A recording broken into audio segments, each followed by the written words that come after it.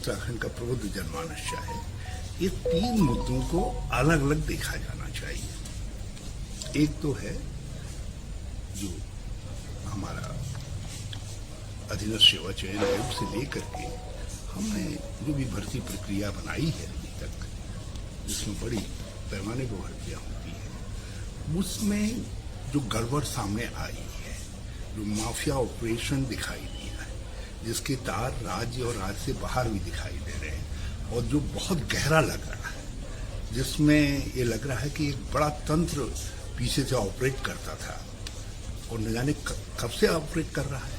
तो एक तो वो मामला है कि उसकी जांच मैं प्रारंभ में चाहता था कि एसटीएफ ही करे, लेकिन अब जिस तरीके के तथ्य सामने आ रहे हैं और जिस तरीके से इस मामले से हाकम सिंह और रामनगर के एक व्यक्ति की गिरफ्तारी के बाद कोशिश हो रही है कि फोकस यहां से हट जाए, इस जांच से हट जाए। तो उस कोशिश के बाद मैं बहुत संदेशपद हो गया हूं कि ये और भी जितना मैं पहले समझ रहा था उससे ज्यादा कठिन और ज्यादा चिंताजनक मामला है। तो इसकी जांच अब हाईकोर्ट के सिटिंग जज की देखरेख में, अध्यक्षता में, चाहे एसटीएफ करे चाहे सीबीआई करे, और मैं तो कह रहा हूं कि सीबीआई और एसटीएफ दोनों को इन्वॉल्व कर दिया जाए, क्योंकि एसटीएफ एक सीमा तक पहुंच गई है।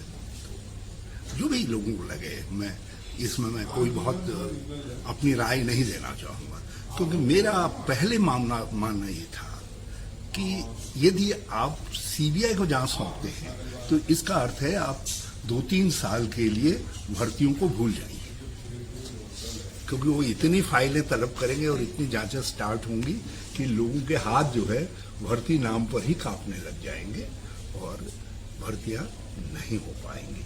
और नौजवान जो लाइन पर खड़ा है बेरोजगार, उस नौजवान के भविष्य के साथ, तो इसलिए मैं अपने को सीबीआई की जांच के लिए जो जोश लोगों में था, वो उस जोश के साथ अपने को नहीं जोड़ रहा था, क्योंकि मैं देख रहा हूं कि ये मामले किस तरीके से चल रहे हैं, कैसे एक के बाद एक चीजें लपेटे में आ रही हैं। तो उत्तराखंड जो है इस भर्ती कांड के लपेटे में आ जाए और 5 साल राज्य सरकार को कोई नियुक्ति न करनी पड़े, तो मैं ये उनकी मनसा फलीभूत नहीं होने देना चाहता था। इसलिए मैं सीबीआई के प्रारंभ में नहीं कह रहा था, लेकिन फिर भी यदि पंच फैसला यह है कि सीबीआई, तो फिर इसको हाईकोर्ट के जज सीबीआई और एसटीएफ दोनों की देखरेख में होना चाहिए, क्योंकि अपनी एसटीएफ का भी मनोबल नहीं होना चाहिए। जिस तेजी के साथ उन्होंने काम किया वंडरफुल, जो कुछ कर रहा है उसकी शाबाशी भी मिलनी चाहिए, और वो शाबाशी यदि धामी जी तक भी जारी है तो मुझे कोई दिक्कत नहीं। दूसरा मामला है कि क्या जब से राज्य बना है तब से भर्तियों में कुछ गड़बड़ी हुई?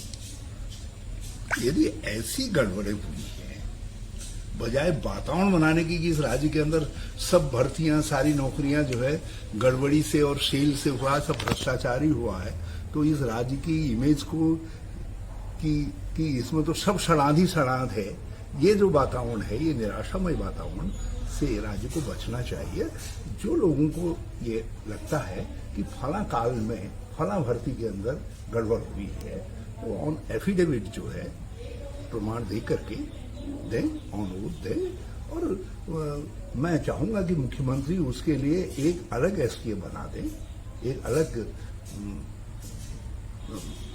ब्रांच बना दें, उसको उस जांच को सौंप दें, क्योंकि ये जांच जो चल रही है ऑनगोइंग, जो मुझे बहुत बड़ी लगती है, वो हैम्पर ना हो, इसलिए उसके लिए अलग से बना दें।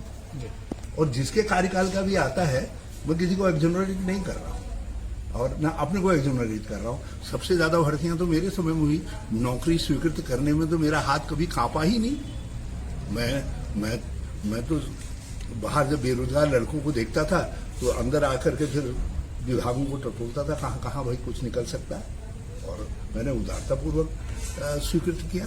यदि भगवान ने मुझे फिर अपॉर्चुनिटी दी होती तो अभी तक तो मैं 3 साल में 32,000 लेकर के गया सरकारी नौकरी में, तो मैं यदि 5 साल और मुख्यमंत्री रहता तो इस संख्या को मैं 50,000 से और पार ले जाता। तो ये अपना अपना स्वभाव है। कुछ लोग भर्तियां नहीं करना चाहते थे, मैं भर्तियां करना चाहता था, क्योंकि मैं इस राज्य को रोजगार मूलक राज्य समझता हूँ, जिसमें लोगों ने इस आकांक्षा के साथ बनाई है।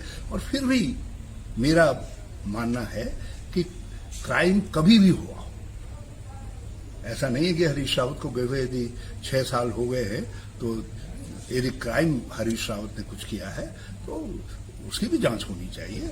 और जो मुख्यमंत्री हुए हैं यदि दिवंगत भी हो गए हैं तो सार्वजनिक जीवन में दिवंगत होने के बाद भी यदि किसी के ऊपर आ रहा है धब्बा तो जनता को मालूम होना चाहिए। लेकिन रावत जी वो जांच कर ले। जो बहादुर इसमें कूद रहे हैं कि फला साल फला भर्तियां, मैं कह रहा हूं सब में 2000 राज्य बनने के बाद से गवर्नर के अपॉइंटमेंट से लेके चपरासी के अपॉइंटमेंट तक का जिनका चाहो, लेकिन ऑन एफिडेविट ऑन ओथ करो। अच्छा, राज्य का वातावरण खराब मत करो। नंबर 3, विधानसभा में नियुक्तियां करीब करीब एक ही पैटर्न पर हुई है, एडॉक तदर्थ नियुक्तियां हुई है। जिस समय विधानसभा बनी, हमारी विधानसभा, मैं समझता हूं कि बहुत लंबे समय तक, यहां तक कि 2016 तक भी ऑफिंग में थी, बन रही थी। तो बनते वक्त में लोगों ने अपनी विजडम में, उस समय के जो नेतागण थे, उन्होंने कहा कि तदर्थ नियुक्ति का अधिकार स्पीकर को दे दिया जाए। और जब आप एक पॉलिटिकल आदमी वो अधिकार अपने में लेता है सिस्टम के बजाय, तो उसमें दबाव बहुत काम करते हैं। कोई आवश्यक नहीं कि पैसे में नियुक्तियां की गई। यदि किसी स्पीकर के ऊपर यह आरोप आता है कि उसने पैसा लेकर के नियुक्तियां की हैं, तो उस स्पीकर को हैंग कर दिया जाना चाहिए। उसने राज्य के स्पीकर का पद कोई छोटा पद नहीं होता है।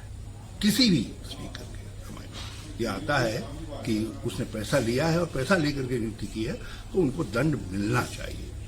चीफ मिनिस्टर ने, किसी ने पैसा लेकर के नियुक्तियां करवाई हैं, उसको दंड मिलना चाहिए।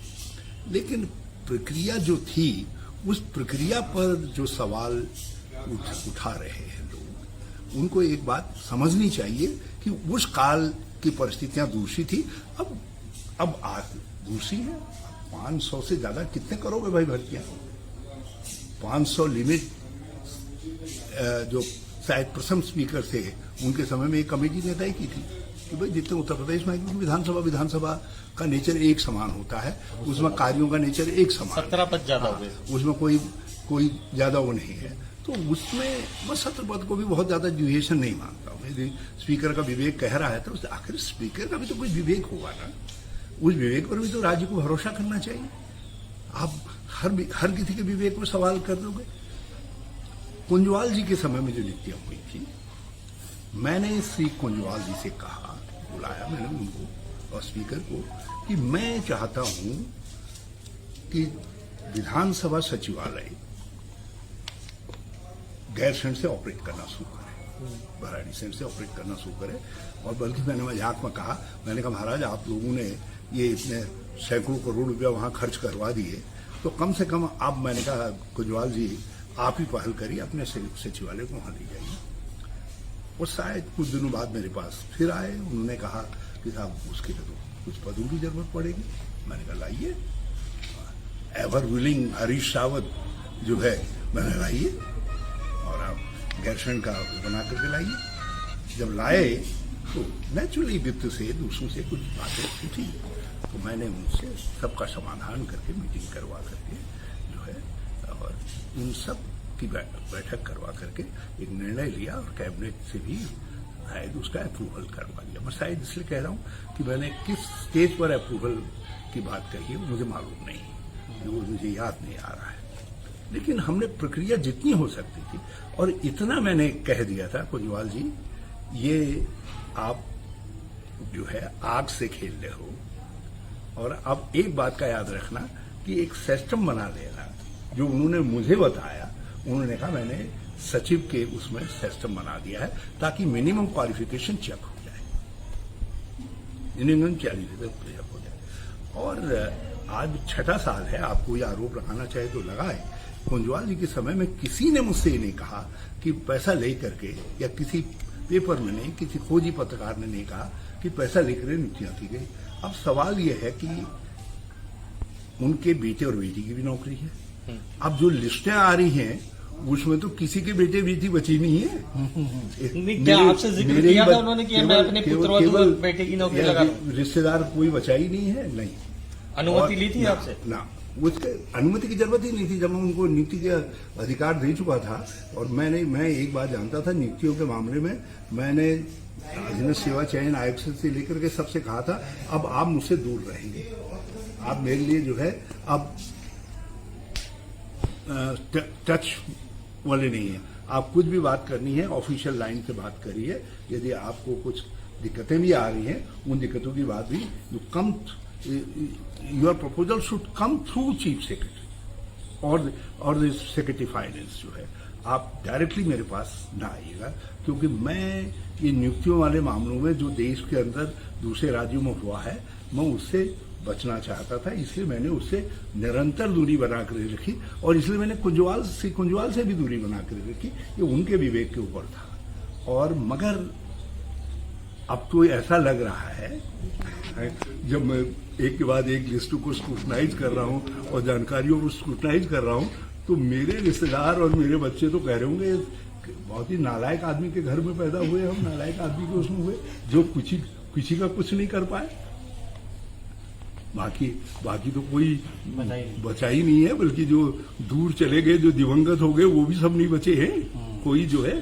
तो इसलिए अब ये बड़ा सवाल है, इसमें भी दो सवाल है। कुंजवाल जी के समय में प्रक्रियाएं पूरी हुई, अधिकार था, उसी का उपयोग हुआ है। और आज जो बातें सामने आई हैं, ये भाजपा का आंदोलनी झगड़ा है या क्या है मैं नहीं जानता, ये भाजपा बताए।